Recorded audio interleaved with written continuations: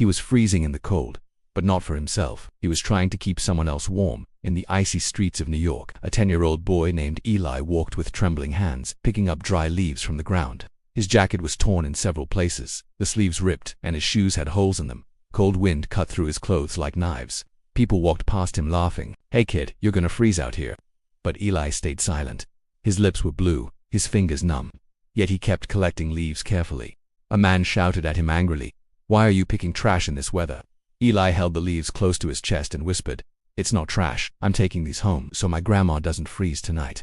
The man stopped cold. Eli continued with shaking breath, "Our heater broke last winter, and we can't afford to fix it. Grandma gets sick in the cold, so I burned dry leaves to keep her warm." The man's anger melted instantly. His eyes softened. He gently grabbed Eli's shoulder and said, "Come with me." He took Eli to a store and said, "Pick anything you need."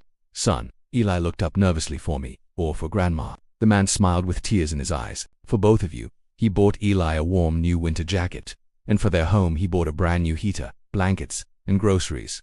That night, as warm air filled their tiny apartment, Eli held his grandma's hand and whispered, "Grandma, we won't be cold anymore." She smiled through her tears and said, "You warmed my heart long before the heater did." My boy, moral: some kids survive not with warm clothes, but with warm hearts.